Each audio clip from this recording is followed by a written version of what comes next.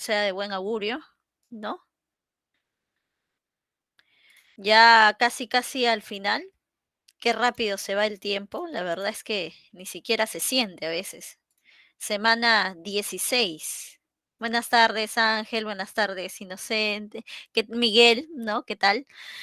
Sí, definitivamente la sensación, ¿no? Sigue siendo un poco templado, yo diría, ¿no? Pero es muy bueno aprovechar este sol para sacar la ropa. Sandra, ¿qué tal?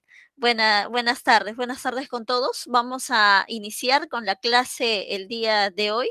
Nos toca hablar acerca de historia del Perú, un suceso muy importante, ¿no? Muy coyuntural también, porque en este tema que vamos a ver es justamente donde se dio la conmemoración del centenario, ¿no? Hoy día, pues, estamos en el mes del bicentenario y parece que hay muchas diferencias, definitivamente. Bueno, también esta situación de COVID ha hecho que sea diferente, ¿no? Pero vamos a ver que en el centenario, pues, había mucha muchos regalos, ¿no? Propiamente hechos por diversos países, estadios, estatuas, arcos. Y claro, por supuesto, sí, sí, Miguel, estamos hablando de Leguía. Y hoy en día no, ¿no? Hoy en día parece que solo nos regalan vacunas. Ayer vino 1 millón de vacunas, ¿no? Qué bueno, es algo lo que necesita hoy en estos momentos. Justamente el Perú, ¿no? Estaba viendo, ayer se dio el cronograma de la vacunatón, ¿no? La vacunatón que viene este sábado. Parece que va a ser muy, muy rápido, pero bueno, a ver qué es lo que pasa más adelante, ¿no? Vacunatón ya para los 46. Y a ver, chicos, ustedes entre 12, 15 y 17 años también van a vacunar, 12 y 17 años, pero con personas con sí, para de 12 a 17 años para personas con comorbilidad, o sea, con enfermedades, ¿no? De comorbilidad, tal vez personas con diabetes, chicos con diabetes, ¿no? Personas, chicos, con algunas enfermedades que puedan vulnerar, ¿no? Claro, ustedes no, pues ustedes son chicos sanos, ¿no? Pero tal vez por ahí algún familiar que tengan presente en casa, un conocido, pueden ayudar con esta información. Nosotros tenemos que esperar, ¿no? Todavía un poco más. Bueno, vamos a hablar acerca de lo que es la posguerra, ¿sí? La crisis del hasta la crisis del oncenio. Como ya es sabido, después de una situación de crisis, conflicto armado, lo que viene es una presencia de militares justamente en el poder, ¿no? Un ratito voy a dejar de compartir, voy a volver a compartir. Ahí está.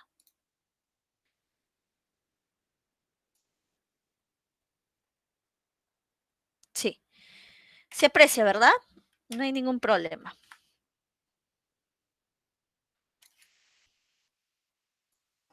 Ya. Vamos entonces a ver que primero tenemos lo que es desde el inicio de nuestra república, ¿no? La guerra eh, de independencia, ¿no? La guerra de independencia, el cual va a generar la presencia del primer militarismo, ¿no? Cuando se va, no se aprecia el PPT ya, ok, voy a compartir nuevamente.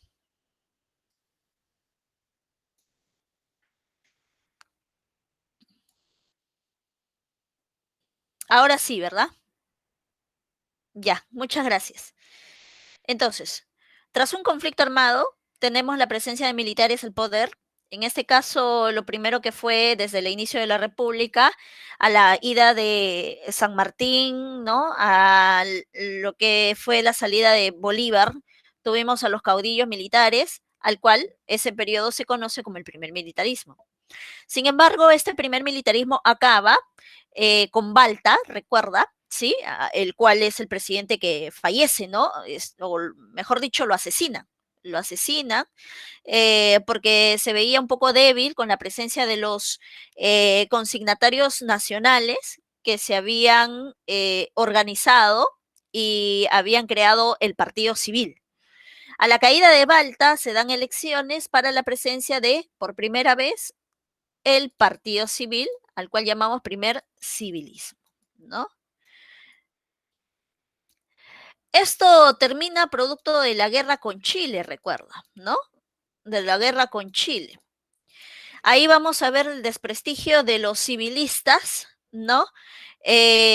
Por ejemplo, claro, en la presencia de Nicolás de Piérola, es un allegado a los civilistas, y pues sabemos, ¿no? Lo que hizo dentro de la guerra con Chile, que no favoreció los intereses nacionales, solamente los intereses de estas personas que se encontraban en la zona norte, principalmente, el cual pues perjudicó a lo que es propiamente el país en la guerra, porque no llevó refuerzos a Bolognesi, y después tenemos a lo que es Miguel Iglesias con lo que era Cáceres, ¿no? Y se empieza el periodo del segundo militarismo, ¿no? Militarismo porque, como habíamos mencionado, un desprestigio de los civilistas por su acción dentro de la guerra con Chile.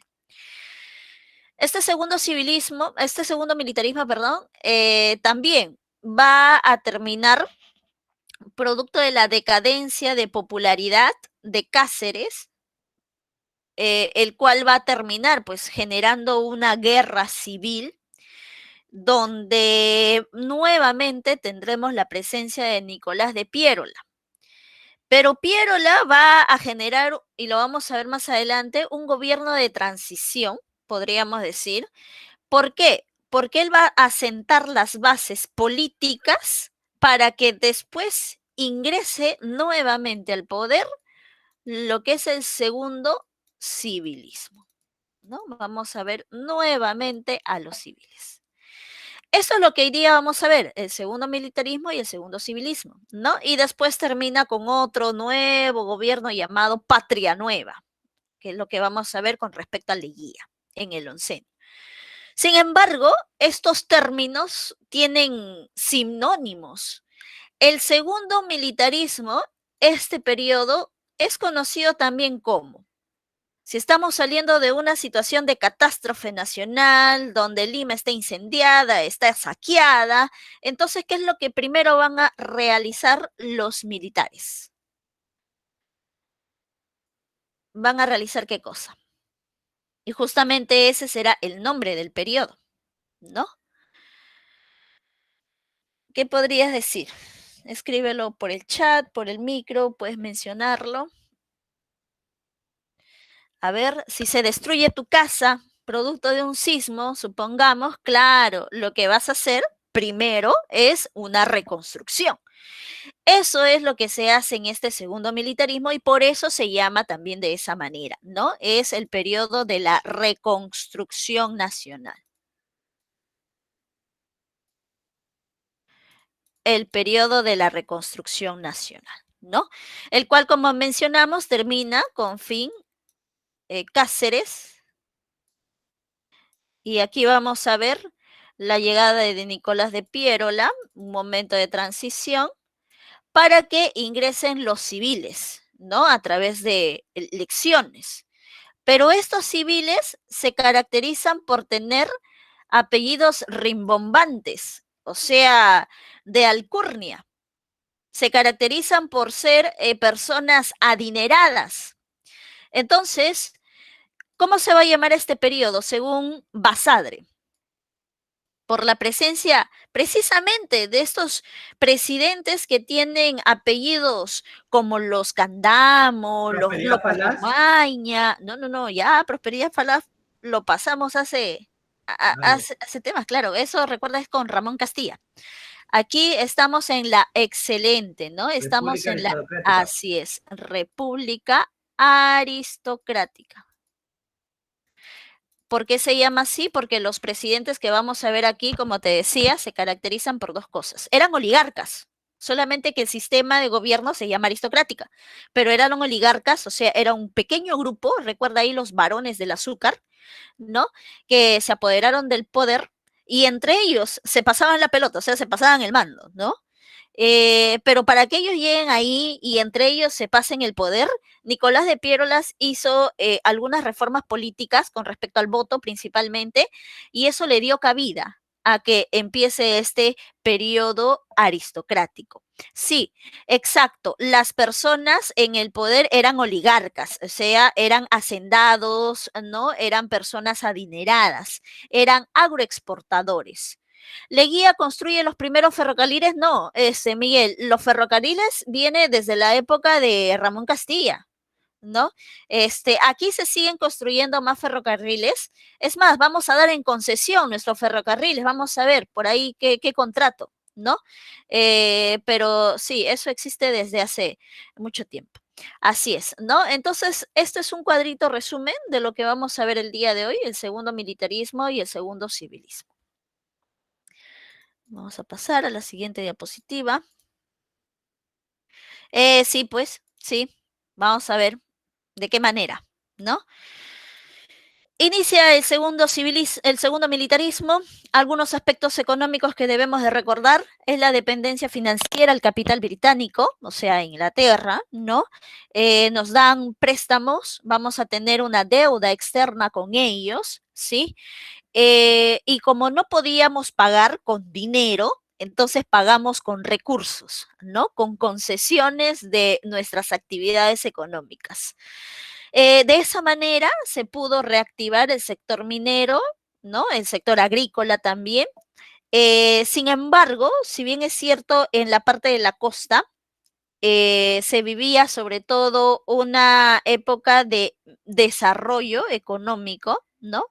En algunas partes de la sierra, sobre todo en la Sierra Sur, se vivía todavía el régimen latifundista, es decir, agrícola, campesina, ¿no? De explotación, de sometimiento así tipo feudal, ¿no? En este caso, pues los gamonales con los campesinos, ¿sí?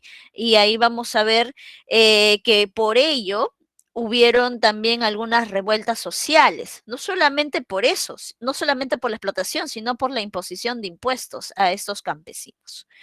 En el aspecto social, precisamente ahí está el movimiento indígena antifiscal Atusparia. ¿Qué es lo que pasaba? Recuerda siempre que después de un conflicto armado hay una crisis económica. ¿Y cómo te vas a recuperar de la crisis económica? Con impuestos, pidiéndole plata a la gente. ¿Y a quién le pides plata? A los menos protegidos y a los que más hay en el Perú. ¿Y qué hay más en el Perú? Hay más indígenas. Entonces, a ellos les pones los impuestos. Impuestos que antes ya no existían. Recuerda que el impuesto, el tributo indígena que viene desde la colonia, fue eliminada por San Martín en el protectorado. Sin embargo, después del proceso de independencia, la MAR volvió a implementar este impuesto, que después fue nuevamente eliminado por Ramón Castilla, porque como hubo una época de bonanza económica, bueno, pues para complacer a la población se elimina, ya que el Estado puede solventarlo. Sin embargo, aquí estamos en otra época de crisis porque salimos de la guerra con Chile. Entonces, nuevamente viene el tributo indígena, pero ahora considerado como el impuesto a la contribución personal, ¿no? Entonces, esto definitivamente afecta a los indígenas que encima están siendo explotados en los latifundios. Es por ello que se van a, ¿no? Revelar, se van a revelar y justamente aquí vamos a ver la presencia de Cáceres, ¿no? Porque Cáceres apoya a Tusparia, esta rebelión se da en Ancash y por eso es que a Cáceres lo vamos a ver en un inicio con mucha popularidad, no solamente porque fue un héroe de la guerra con Chile, sino también porque apoyaba a los indígenas, ¿no? Es más, cuando Atusparia muere, se dice que Cáceres crió a su hijo, que quedó huérfano, ¿no? Entonces la gente como que lo veía así tipo protector de los indígenas, ¿no? Sin embargo, después va a caer, ¿no? Va a caer porque el poder, ¿no? El poder a veces hace que las personas cambien. ¿No? La búsqueda o la permanencia del poder hace que las personas pues se vuelvan un poco más interesadas en ello, ¿no? Y vamos a ver que después lo terminan sacando y termina pues mal, con mala popularidad Andrés Avelino Cáceres. La oligarquía agroexportadora mantiene el control social de los campesinos, definitivamente, se van a dar, ¿no? Como te dije, una situación de explotación, ¿no? De los que más tienen con los que menos tienen, con los desprotegidos, que son en este caso los campesinos. Vamos a ver algunos gobiernos. Miguel Iglesias. Iniciamos con Miguel Iglesias y recuerda que Miguel Iglesias es el presidente puesto por Chile, ¿no? Él se rinde a través del grito de Montán, ¿no? Y los chilenos en recompensa por aclamar la derrota peruana le dan el poder, le dan el gobierno. Miguel Iglesias no era aceptado por ello, por la población indígena campesina, ¿no? Y es justamente aquí donde se revela Tusparia, ayudado por Cáceres, ¿sí? Sin embargo, también es importante mencionar que aquí se inicia la reconstrucción del país. Por ejemplo, vamos a tener aquí lo que es la apertura nuevamente de nuestra Biblioteca Nacional, ¿no? Allá ubicado en Abancay, justamente, donde tendrá como importante representante, ¿no? ¿A quién? ¿Quién es el encargado de la reapertura, por ejemplo, de la Biblioteca Nacional? Él se va a ir casa por casa, dice, tocando la puerta para que le Ricardo regalen. Palma, Ricardo Palma. Claro, así es, ¿no? Ricardo Palma va a ser el encargado de la reconstrucción, de la apertura de nuestra Biblioteca Nacional, llamado como el bibliotecario mendigo, porque eso lo que hacían, ¿no? Se iba, como te decía, a todas las casas a poder recibir donaciones de libros, de manera diplomática también lo mencionaba con otros países, ¿no? Y así pudo aperturar, porque la biblioteca fue saqueada, ¿no? Hace algunos años, creo que este año también, por esto de la independencia, Chile ha devuelto algunos ejemplares de la Biblioteca Nacional que los había robado, ¿sí? Bueno, luego de Miguel Iglesias, pues con bombos y platillos llega Cáceres al poder, ¿sí? Muy aplaudido por la población indígena campesina. Estábamos en una situación de crisis económica y no alcanzaba esto de la contribución, no sostenía la economía nacional. Entonces, ¿qué es lo que hizo Cáceres? Pues no le quedaba de otra en firmar el contrato Grace.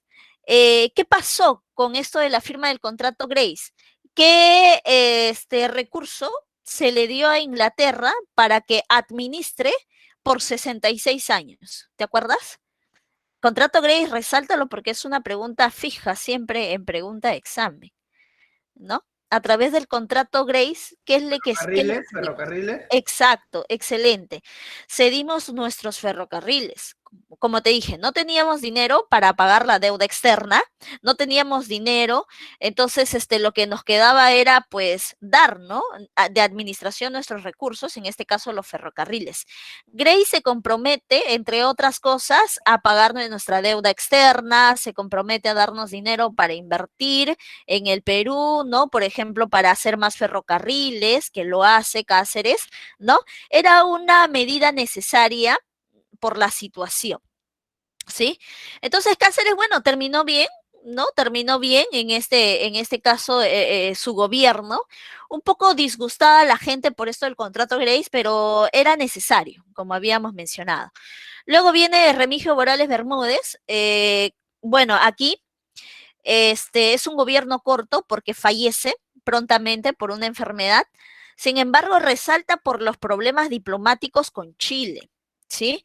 Estamos hablando de 1894, 95, 93, 94 y un poco de inicio del 95. ¿Por qué crees que hubo problemas diplomáticos con Chile? ¿Qué habíamos tenido años atrás? ¿Qué es lo que debía de pasar aquí en el gobierno de Remigio Volares Bermúdez? A ver, ¿te acuerdas un poco del Tratado de Ancón? Arica, Tacna. Claro, ¿no? En este entonces ya habían pasado los 10 años del Tratado de Ancón, entonces debíamos haber hecho el plebiscito para ver la situación de Tacna, de Arica. Sin embargo, hubo problemas con Chile porque Chile decía que nosotros estábamos mandando profesores que enseñen historia del Perú y eso influía a la gente. Pero Chile también hacía lo mismo. Chile también hacía su chilenización, ¿no? En vez de la bandera del Perú, ponía la de Chile y cantaban el himno de Chile. Entonces había todo un enfrentamiento. Sin embargo, esto hizo que se retrase lo del plebiscito, porque nosotros sabíamos que si nos poníamos así exigentes, Chile podía venir con todo y arrasaba con el Perú. Otra vez, nuevamente un conflicto armado. Y no podíamos, nosotros estábamos en crisis. Entonces, lo que hicimos es dejarlo pasar, ¿no? Dejarlo pasar hasta que después en la época de Leguía, en 1929, mira, 1929, recién este problema se va a solucionar. Bueno, como muere prontamente Remigio Morales Bermúdez, su vicepresidente va a convocar nuevamente a una elección. En esta elección, nuevamente se presenta Cáceres, pero ya con menos popularidad, ¿sí? Cáceres era el único candidato nada más.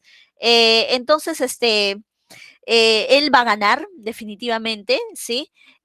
Pero más bien va a ser con muchos anticuerpos, ¿no? Los anticuerpos van a ser las personas civilistas, ¿no? Los del partido civil van a decir, otra vez Cáceres en el poder, no nos deja a nosotros hacer nuestras cosas, nuestras actividades económicas. Entonces el partido civilista lo que va a hacer es ver la manera de cómo sacar a Cáceres del poder, ¿sí? Y se inicia una guerra civil, pero el partido civil no se va a querer manchar las manos, ¿no? Entonces, ¿a quién mandan a pelearse con Cáceres? A Nicolás de Piérola, que había regresado al país de su extradición y con apoyo del partido civil empieza esta guerra con Cáceres, ¿sí? Cáceres pierde popularidad, ¿por qué? Porque manda a los campesinos, a los indígenas, a que peleen por él en Lima. Entonces los campesinos vienen, pelean en Lima y Andrés Avelino Cáceres no está. O sea, los había mandado a que peleen solos sin su líder. Entonces, como que esto disgusta también a los campesinos, a los indígenas, y Nicolás de Piérola saca provecho y llega, ¿no? Llega a derrocar a Cáceres, ¿sí? A través de esta coalición nacional, lo saca del poder y empieza su segundo gobierno, ¿sí? Entonces, terminamos de esta manera con los militares en el poder. Cáceres, bueno, termina por esta situación un poco, como te dije, sin prestigio, ¿no? Pero igual, sigue siendo uno de los grandes íconos de la guerra contra Chile. Tal vez pudo ser un poco mejor su prestigio sin este acontecimiento, pero igual, ¿no? Se le reconoce lo que hizo dentro de la campaña de la Sierra. Como habíamos dicho, Nicolás de Piérola en este segundo gobierno va a ser un gobierno de transición que va a sentar las bases para que después venga la República Aristocrática, ¿sí? ¿Qué es lo que va a hacer Nicolás de Piérola? Aquí se adoptó la libra peruana de oro, o sea, un cambio de sistema monetario, la creación de la compañía recaudadora de impuestos. ¿Qué es lo que pasaba? Se cobraban muchos impuestos, ¿no? A las minas, a los indígenas, a las exportaciones, pero así, de manera separada. Entonces necesitábamos unificar, que llegue todos esos impuestos a un solo lugar. Y por eso se crea esta compañía que podríamos decir es la tatarabuela de la SUNAT, ¿no? Hoy en día, la SUNAT tiene esta función. Se dio el estanco a la sal. ¿Qué quiere decir un estanco? Un estanco quiere decir una apropiación de los recursos por parte del Estado, ¿no? El Estado se da cuenta qué recurso es lo que hay más en el Perú y a pesar de que se encuentre por debajo de donde tú vives, ¿no? Igual, como está por debajo de donde tú vives, que es el subsuelo, le pertenece al Estado. ¿no? Entonces aquí vamos a ver el estanco a la sal. Sí, hay, Miguel, hay migraciones, por supuesto, eso es algo que se mantiene, sobre todo en la República Aristocrática, ¿no? En la República Aristocrática, claro, otra nueva oleada, esta sería la segunda oleada de los chinos culíes, sobre todo en la segunda República Aristocrática, porque ojo, ojo, los chinos culíes habían apoyado a los chilenos, tenían su propia, podríamos decir, batallón, ¿no? De chinos culíes que había visto un beneficio en apoyar a los chilenos, ¿no? De esta manera, como eran los chinos culíes explotados en las Islas Guaneras, vieron como su salvador a los chilenos y los apoyaron. Entonces aquí hubo un maltrato hacia los chinos culíes, pero después sí, van a volver a retornar, pero sobre todo en la época de la República Aristocrática, ¿no? Sobre todo con Leguía. Pero en esta época del segundo militarismo, los chinos culíes estaban mal vistos, estaban así, con mucha molestia los peruanos con los chinos, ¿no? Y muchos de ellos se van a Chile, ¿no? Los chilenos se los llevan. Eh, entonces aquí se dio el estanco a la sal. ¿Por qué? Porque también el Perú necesitaba dinero. El Perú necesitaba dinero para hacer esto del plebiscito en Chile, ¿no? En Tacna y Arica. Entonces, de esta manera se pudo recaudar dinero. Sin embargo, el estanco a la sal sobre todo va a perjudicar a los gamonales de la sierra. ¿Por qué? Porque Piérola estaba con los hacendados de la costa. Entonces, los hacendados de la costa querían ser más que los de la sierra. Entonces, de esta manera veía cómo los de la sierra, los gamonales, no se iban a seguir enriqueciendo más que ellos. ¿Sí? Aquí está la reforma electoral. Esto es importante. Antes de esto, el voto era indirecto. ¿Sí? El voto era indirecto, o sea, se creaban grupos por los cuales tú votabas, ellos ganaban y ellos elegían al presidente. Ahora el voto va a ser directo, así como es hoy en día, pero solo para alfabetos, nada más. ¿Qué quiere decir? O sea, solo para la gente que puede ir a estudiar, ¿no? ¿Y quiénes eran las personas que sabían leer y estudiar, leer y escribir, perdón? Porque iban a las escuelas, podían educarse. Exacto, leer y escribir. ¿Quiénes? Los hacendados, la gente allegada a ellos. ¿Por qué? Si bien es cierto, la educación ya era gratuita en su nivel en su nivel secundaria, todavía no era algo como que podía la gente realizar, era más bien algo así de lujo, ¿no? Porque la gente del campo se dedicaba a trabajar para comer, no tenía tiempo para ir a las escuelas, no podía, su condición económica no le daba el acceso, a pesar de que esto era gratuito. Entonces aquí los beneficiados era la gente de allegada a los aristócratas. Es por eso que después ellos van a estar en el poder. La reforma militar, ¿no? Era necesario la presencia, ahora sí, de manera especializada del ejército, porque en algún momento podíamos tener otra presencia de guerra, conflicto armado.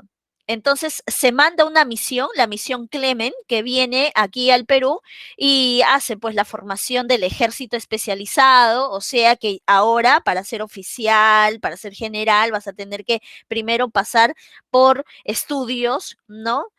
Capacitarte, ahí se crea la Escuela Militar de Chorrillos, que hasta ahora existe, ¿no? Y el servicio militar obligatorio a partir de los 21 años, ¿no? La gente estaba en el servicio militar. Aunque esto principalmente en este entonces era para los hombres. Las mujeres todavía no estaban dentro de lo militar, ¿no? Eso recién va a pasar más adelante con los gobiernos de Velasco, ¿no?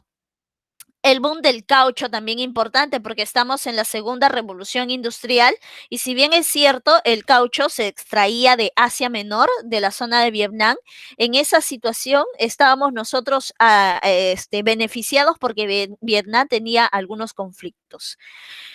Bien, esto sirve para que después, dentro de las elecciones, los que salgan a liderar el Estado sean los civilistas, ¿no? La república aristocracia entonces va a iniciar. Algunos aspectos, mantenemos la dependencia con el capital británico, La formación de enclaves quiere decir que los hacendados tenían sus territorios, no sé, imagínate, en Piura, de ahí tenían en Lima, tenían en la sierra y así, ¿no? Enclaves, ¿sí? Eh, Auge de las haciendas agroexportadoras, se van a ver muy beneficiadas, van a exportar mucho, y también los latifundios, que eran los gamonales, recuerda, hacendados, oligarcas, gamonales, latifundios. Hacendados en la costa, latifundios en la sierra. Pero también habían modalidades de explotación. Aquí, por ejemplo, el enganche. El enganche se daba en las haciendas. Es decir, ¿qué es lo que hacían las haciendas? Les adelantaban su sueldo a las personas y estos se la gastaban rápido. Entonces, como les adelantaban el sueldo y se lo gastaban rápido, la gente quedaba endeudada y se quedaba trabajando sin ya recibir sueldo porque ya lo hizo y ya se lo gastó.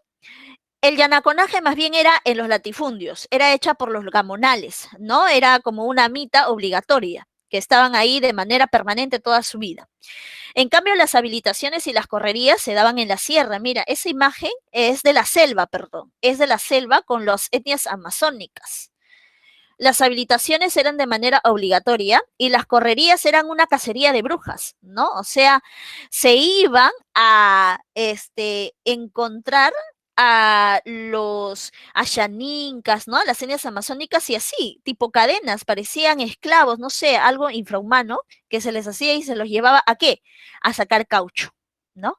En el aspecto político vamos a tener una concentración del poder en la oligarquía costeña con apoyo de los gamonales, ¿sí? Fortalecimiento del gamonalismo en la sierra, vamos a ver algunas leyes que se van a sacar para fortalecerlos. Y en el aspecto social, se incrementan los movimientos sociales campesinos, se da la rebelión de Rumimaki. Ojo, no vayas a confundir.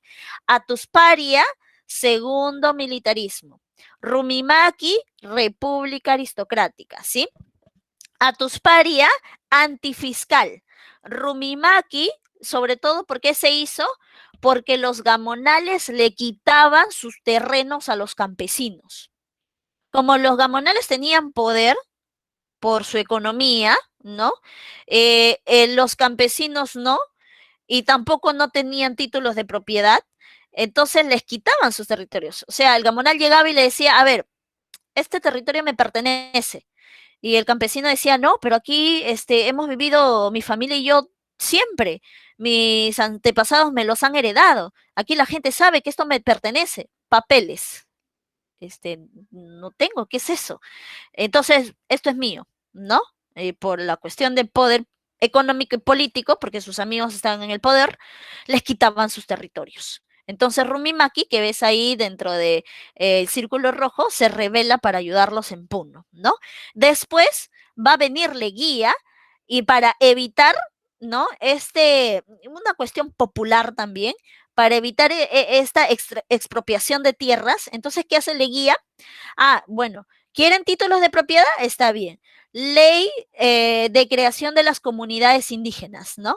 Entonces, ahora, a través de comunidades indígenas, cuando ellos se inscriban, van a también tener títulos de propiedad de sus terrenos. Así los gamonales ya no les van a quitar, ¿no?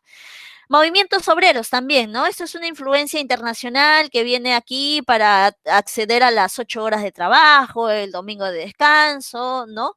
Y entre otros beneficios laborales. Gobiernos. Eduardo López de Romaña. Tenemos ahí el Código de Minería, Comercio y Aguas, es decir, para beneficiar minería a los gamonales, ¿no? Porque los gamonales en la sierra estaban dedicados principalmente a los metales y también a la lana, ¿no? Al textil, pero de los camélidos, ¿sí? El comercio en la caso de la costa, en la sierra, para todos en general, y las aguas que beneficiaba sobre todo a la gente de la costa, que estaba relacionada con la agricultura, ¿no? Entonces, ¿qué hacía esto del Código de Aguas? Hacía un recorrido, o sea, canalizaba las aguas del río para que llegaban directamente a los valles. Llegada del acerro de Pasco Mining para la explotación de la brea y Pariñas.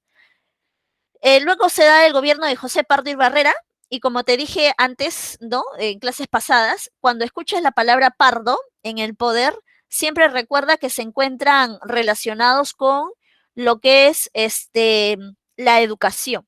Hacen reformas educativas. En este caso, por ejemplo, reforma del sistema educativo, la primaria obligatoria, el ingreso de la mujer por primera vez a la universidad. Ahí tenemos a Ella Dunbar, ¿no? La primera mujer dentro de la Universidad Peruana que fue San Marcos, ¿no?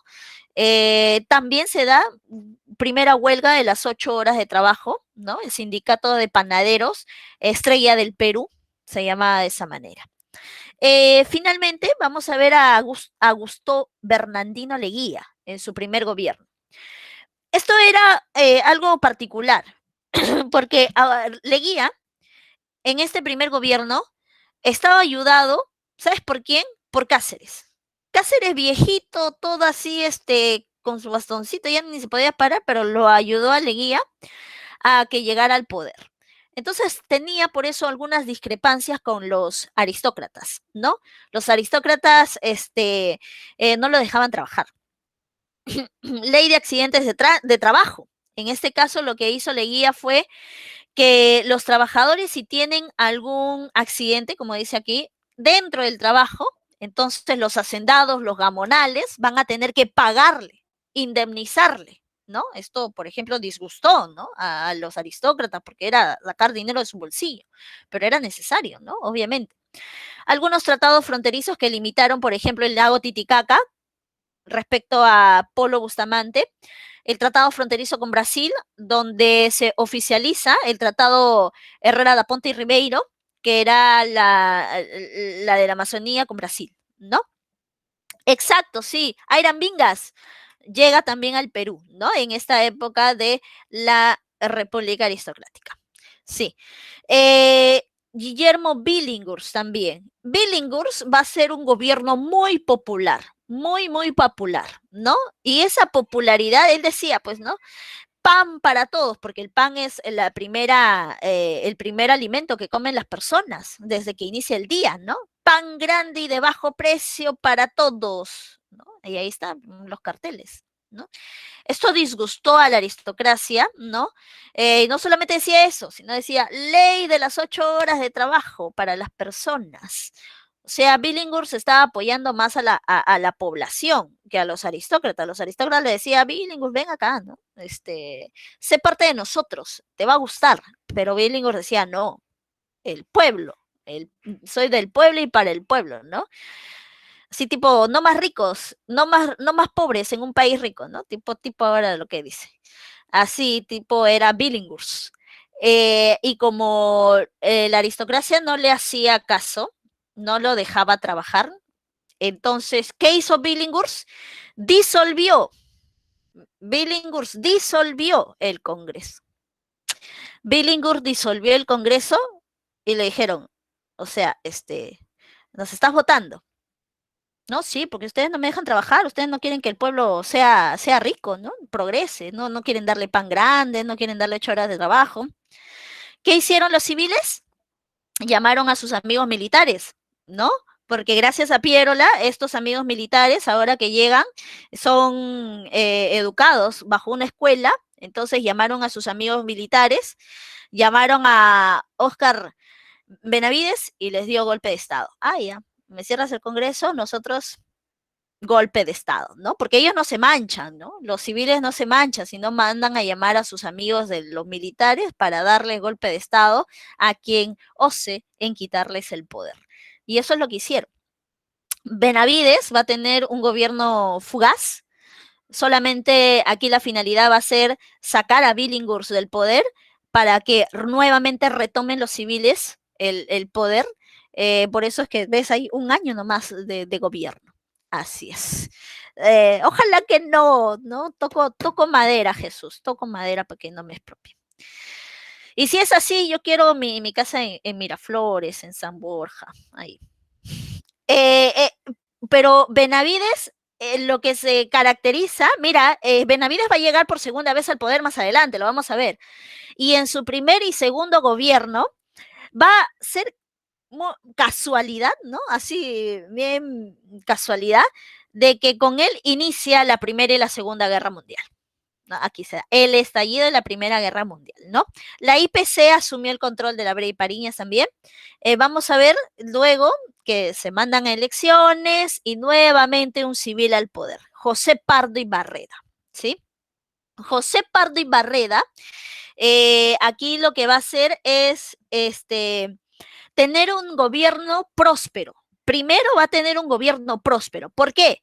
Porque estamos en medio de una guerra mundial. Los países que están ahí en la guerra, como Estados Unidos, Inglaterra, están concentrados en el conflicto, están concentrados en sus armas, en matarse y todo ello, entonces no pueden producir. Como no pueden producir porque están en conflicto, entonces compran recursos a los demás países y de esa manera se beneficia el Perú, ¿no? Pero después va a haber una situación de inestabilidad económica porque cuando termina la guerra, estos países que nos compraban, Inglaterra principalmente, estaba en crisis económica, entonces como que ya no nos compraron, ¿no? Ya no nos compraron porque no podían, no tenían plata. Entonces, eso va a desestabilizar a los civilistas, ¿sí?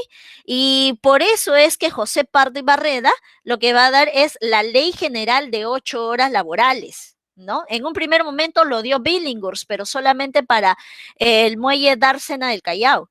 Ahora lo va a hacer de manera nacional, las 8 horas laborales y también los domingos de descanso, los domingos que no se van a trabajar, ¿no? De esa manera termina su gobierno por movimientos sociales, por una inestabilidad económica, producto de la Segunda Guerra, perdón, producto de la Primera Guerra Mundial, el cual va a terminar generando un golpe de Estado.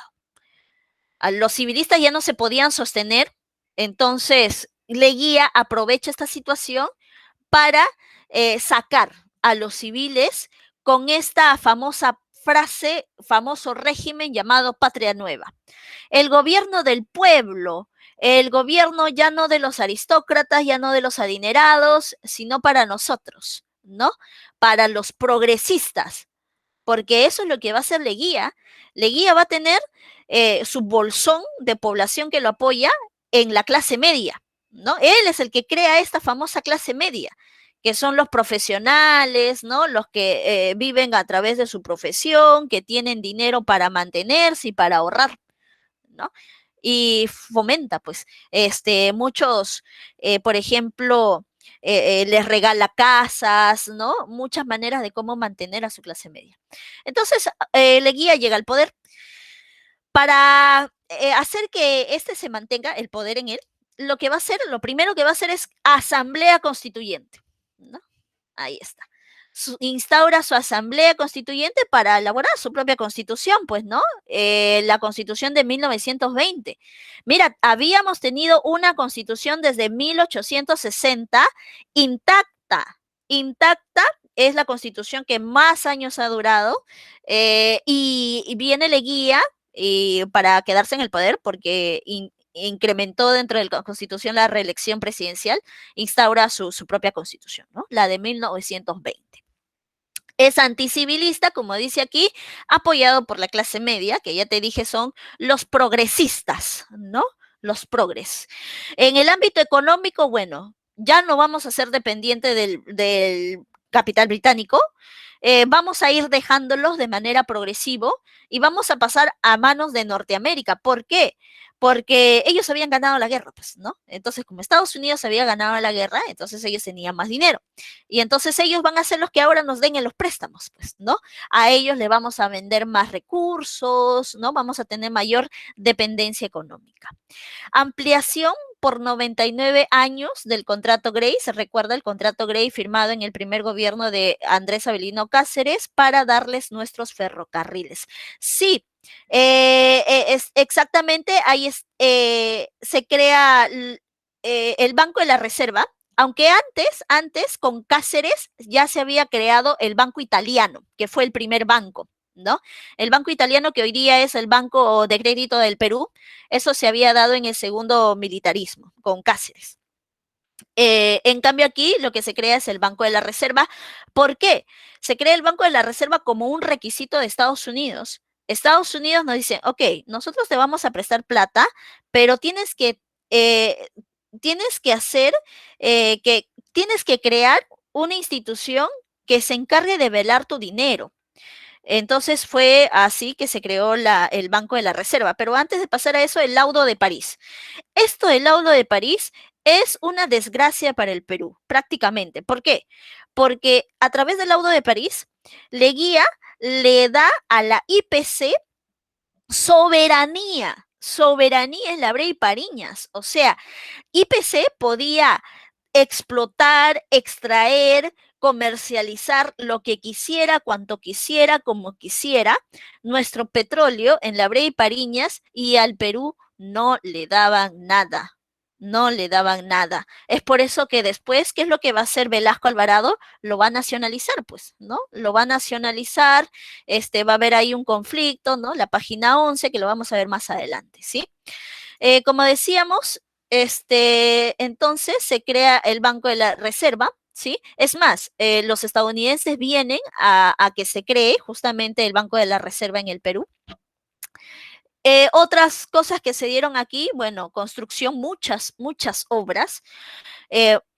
Podríamos decir, el gobierno que hizo más construcciones de Lima, ¿no? Por eso es que los aristócratas dicen que nosotros teníamos un alcalde llamado Leguía y no un presidente, porque él hizo mucha modernización en Lima porque quería que Lima, ante los ojos de Estados Unidos, se vea como una ciudad moderna, ¿no? Las estatuas que muchas veces tú ves ahí en la zona de la Avenida Arequipa, en la zona de Paseo Colón, si tú te das cuenta, no tienen ninguna semejanza con nuestros rasgos físicos. Parecen así porque él quería asemejar estos monumentos a los griegos y nosotros no tenemos nada de griegos, ¿no? No sé si te has percatado de esos detalles, ¿sí? Se dieron construcciones también producto de nuestros aniversarios. Sí, sí, Jesús, con los empréstamos, con los préstamos que dio Estados Unidos. Se dio lo que es el centenario de la independencia, muchos regalos. Inglaterra nos regala nuestro Estadio Nacional, ¿no? Japón nos regala esta estatua de Atahualpa, ¿no? Las palmeras de la avenida Arequipa, dadas por Brasil, ¿no? Entre otros, ¿sí? Y también el centenario de la batalla de Ayacucho. Ahí tenemos, por ejemplo, el desfile en el hipódromo de Santa Beatriz, que hoy es el Campo de Marte, ¿no? El Campo de Marte, que antes era un lugar donde corrían los caballitos. En el aspecto social, se dio una ley de conscripción vial. La ley de conscripción vial, llamada también como la mita republicana, ¿no? ¿Por qué? Porque era un trabajo obligatorio que los hombres a partir de los 18 años hasta los 60 debían hacer. ¿Qué hacían? Construían caminos, carreteras, de manera gratuita, ¿no? Por 6 meses se menciona, perdón, por 6 semanas tenían que ir a trabajar. Pero para apaciguar esta situación, porque la gente estaba molesta, pues imagínate tú, ¿no? Hacer carreteras sin que te pague. Para compensar esta situación, lo que hace Leguía es la legalización de las comunidades indígenas. A través de esta manera, las comunidades indígenas, o sea, los campesinos y las etnias amazónicas en la selva, van a poder tener sus títulos de propiedad. Modernización urbana, ¿no? Se crean distritos nuevos donde van a estar las personas de la clase media, ¿no? A los profesionales que salen de San Marcos, que salen de la escuela de ingenieros, hoy en día la UNI, les daba su casa, Leguía les regalaba ahí Pueblo Libre, Jesús María, ¿no? Y esa gente, populismo, ¿no? Seguía votando por él. Se crearon avenidas y plazas para conectar Lima con el Callao, ¿no? Por ejemplo, la Avenida Argentina, la Avenida Venezuela, que antes se era llamada la Avenida del Progreso. Si tú te das cuenta, en esa zona hay muchas fábricas y es un camino que te lleva de Lima, del centro de Lima, de Plaza 2 de Mayo, por ejemplo, hasta la zona del Callao. Esa era la finalidad de Leguía, ¿no? Con las avenidas, hacer una conexión, porque del Callao salía pues para irse a comercializar al extranjero. Oficina de Asuntos Indígenas, por supuesto. O sea, lo que hacía Leguía es complacer a la clase media costera, también complacer a los campesinos de la sierra, por eso les dio el Día del Indio, ¿no? Iba a la sierra y sus discursos eran en quechua, les creó una bandera, la bandera del Tahuantinsuyo, que hoy en día ves es una creación de Leguía, por ejemplo, para hacer que ellos se identifiquen, ¿no? Y mucho populismo. Sin embargo, también hubieron creaciones de partidos de masa, ¿no? O sea, partidos del pueblo, como la de Víctor Raúl Aya de la Torre, el APRA, y José Carlos Mariátegui, que es el Partido Socialista, ¿no? Ellos fueron votados del país. Leguía los votó porque era oposición. Leguía, como era un dictador, entonces no quería a nadie en contra de él, entonces los hizo salir. Víctor Raúl Aya de la Torre se fue a México, Carlos Mariátegui se fue a Europa, ¿no? Y en México, Víctor crea el APRA. Pero en un inicio el APRA era totalmente izquierdista. Mira, ahí está el antiimperialismo yanqui, ¿no? Y después se cambió a derecha, pues, ¿no? En cambio, José Carlos Mariátegui murió en su ley, ¿no? Socialista, murió socialista, recuerda el director de La Mauta, pues, ¿no? Donde justamente transmitía, difundía todo su pensamiento, los 7 ensayos, creó la CGTP, por ejemplo, ¿no? Entonces, ahí tenemos. Sí, tienes razón. Y eso, y no sé qué base filosófica sería el lapicito, bueno, podríamos decir, ¿no? Por parte de el ideario, si tú has leído el ideario de Cerrón, ¿no? Porque lleva su imagen en el Jurado Nacional de Elecciones, bueno, es definitivamente muy castrista, ¿no? Castrista, sí. Bien, pérdidas territoriales, lamentablemente, tenemos ahí con Colombia el Tratado Salomón Lozano. Se menciona por ahí, ¿no? Esa es una de las teorías que se comenta mucho. Es que como Estados Unidos le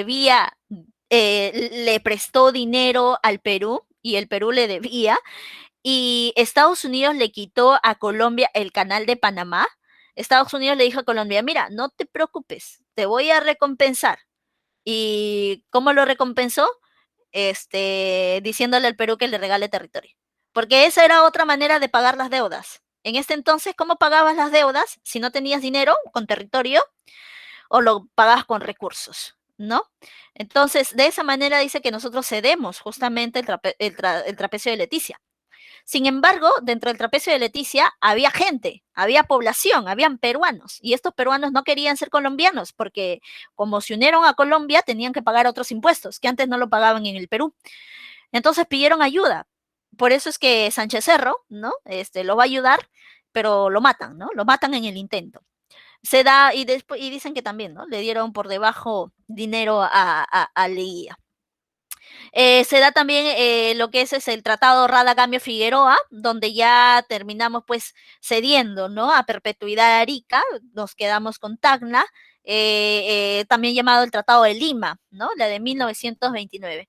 Finalmente, para ya acabar el día de hoy, ¿cómo cae Leguía? Leguía cae producto de la crisis del 29. Nosotros teníamos una dependencia total de Estados Unidos. Cuando se da la crisis del 29, Estados Unidos ya no le puede seguir comprando cosas al Perú, más bien le pide que le paguen. Entonces eso genera que también sus empresas se vayan del Perú, cierren sus empresas en el Perú. Y si cierran las empresas, la gente se queda sin trabajo, mucho desempleo. Y si hay desempleo, hay manifestaciones, ¿no? Entonces todo eso hace que se dé la posibilidad de un golpe de Estado. Sacan a Leguía del poder, Leguía se va preso, ¿no? Leguía es uno de los presidentes, es el único presidente hasta el día de hoy que ha muerto en la cárcel. Lo llevaron preso a la isla San Lorenzo y salió en cajón, así como lo ves ahí, ¿no? Dice de esquelético, salió con algo de 20 y tantos kilos.